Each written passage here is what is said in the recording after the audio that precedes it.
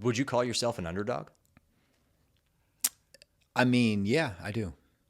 Can you go into that a little bit? Why do you think you're an underdog? Because I mean, from an outside perspective, you've obviously built a huge business. There's always new levels, right? No That's one why has the there's, biggest bit. But how are you an underdog in your current stage? I mean, I might not be an underdog to you, but I'm an underdog to others. Like, to transform my business from the spot that I'm in right now to make a leap into another kind of the next tier up is very challenging. And usually the path to do that doesn't happen. A lot of people get like boxed out. I mean, it's just, to go from where I was in 2005 and six, where I was still doing pretty good then, to where I got to in 2010 was I felt like an underdog. It was very, hard pivot to like kind of make that change to our business. And so, I just feel like people will, might count you out. Maybe they'll count me out. I'm getting older, or, hey, you already were successful. Now you're washed up. You don't, whatever it is. Like I'm going to prove them wrong. Even if everyone thinks I'm right. Wow. I'll prove something wrong to somebody. Where do you feel like that fire comes from? That will to prove everybody wrong and take on that competition. I think, you have to have lost, right? You have to have failed. And you have to take chances and not make it, and then get, be down, or, just not be on the top. Right. And I remember just first starting, it was a lot of, a lot of chatter behind, like, oh, wow, you left a job, that was going to be good to go do that. Why'd you take that risk? And, it was just, I wanted to do something different. I don't know where the fire comes from. I just had it. Have you always had that, like from childhood up until teenagers, early adulthood, and obviously you have it now that you're building your business? But has that always kind of just been a part of you? Was there anything in particular where you realized, like, I'm different than these other folks, I'm different than my other peers?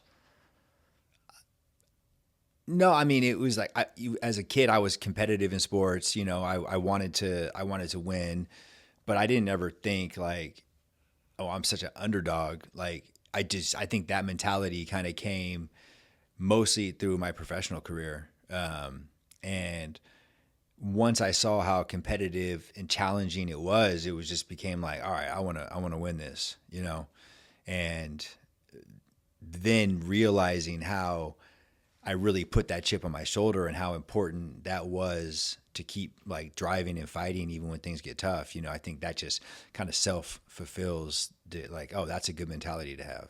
Yeah, I think just getting to know you, you're obviously like a world-class executor. You just know how to get things done. That's even how I remember we had a podcast and you were describing how you got even started in this current business. You just got into it. Yeah. You just started going, right? There wasn't there wasn't a ton of research. There wasn't a ton of like knowledge.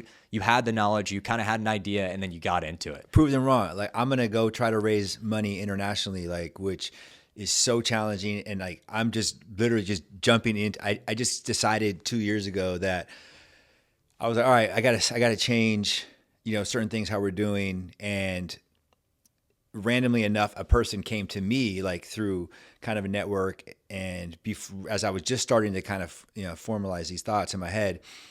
And now I'm like deep into this. Like I'm over a year into, you've met Jen, but I'm over a year into like building out this whole, business of trying to structure this, international, platform to raise, capital for real estate.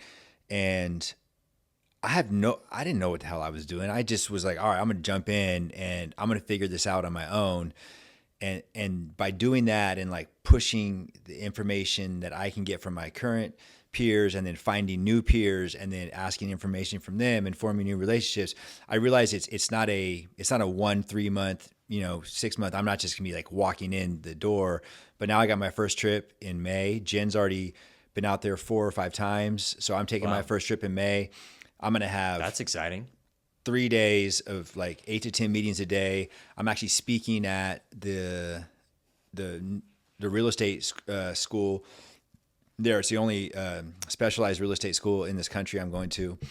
And, you know, I'm going to be meeting with like some of the basically largest investors in that country and pitching my company to them. So Wow. Now there's still a long road to being successful at doing that. But my point is like, if you think and you dream and then you go out and do it and you just say, hey, I'm going to make this happen one way or another, you know, these things can happen. You talked to me about early on in your career, you were a young buck getting into an industry where there is some older people. You're asking for a lot of money, right? Yeah. So you were a young guy coming into your industry. Is that kind of where some of that underdog mentality happened? And Yeah. how did you face some of that adversity where you were this young guy going into an older industry? You're young. What was that?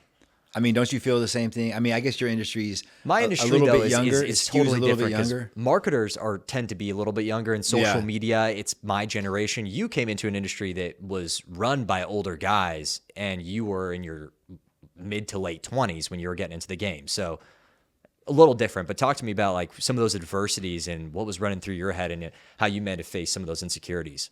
Yeah, I mean, I think I was pretty brash. Like I really had a, you know, pretty unshakable confidence that what I was thinking was right, because I was like looking at the market.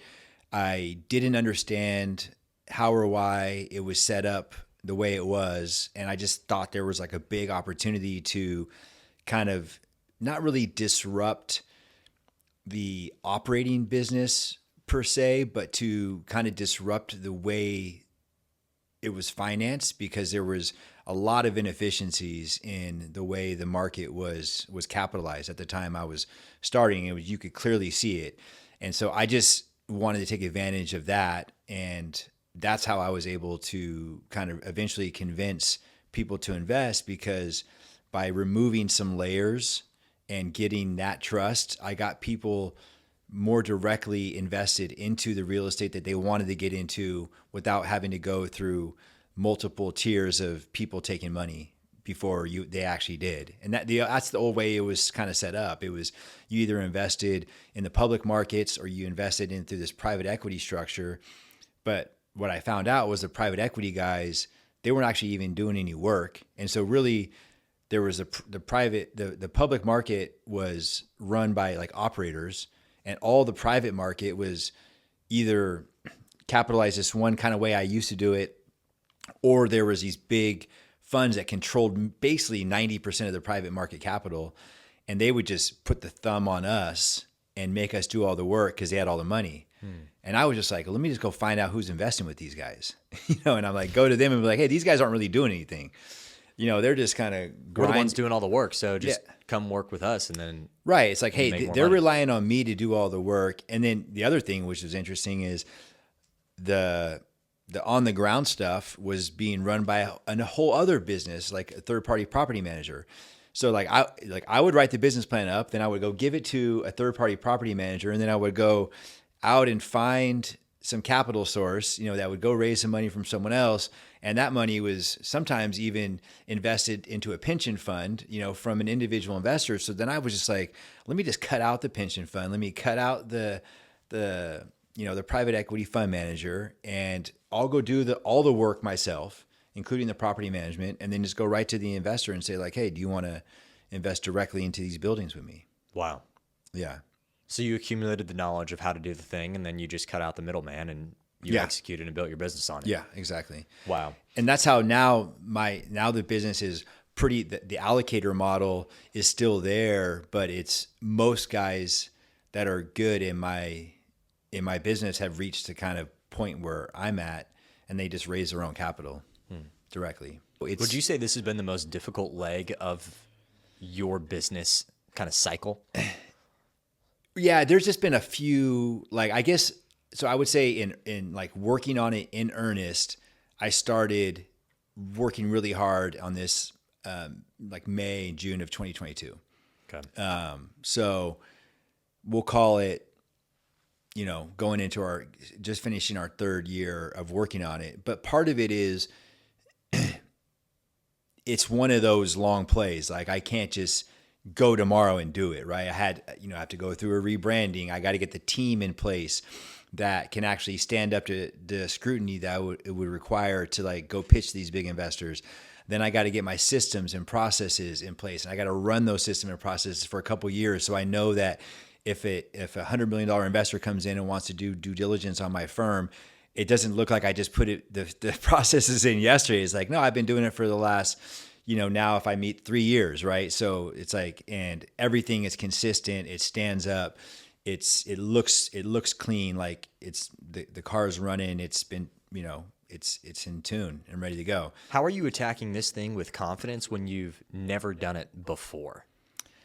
I mean, because I know there's like because I've talked to a lot of people and I got a roadmap in some ways, like, hey, it wasn't necessarily like, go do this, go do that. But I saw a lot of the reasons I got no's before. I saw a lot of the people that had success. I looked under the hood and figured out like what they were doing, how they were built, what got them successful. And I just started to kind of build my team and the company around, kind of structured around how I could actually have success in that and just give myself a leg up. And then, the other thing was too, is like you needed some sort of disruption in the market and that's what's been going on right now is like a lot of these institutional LPs are kind of pissed off at their current partners because the market's corrected big time. Those guys they're kind of fumbling the ball, like running the capital.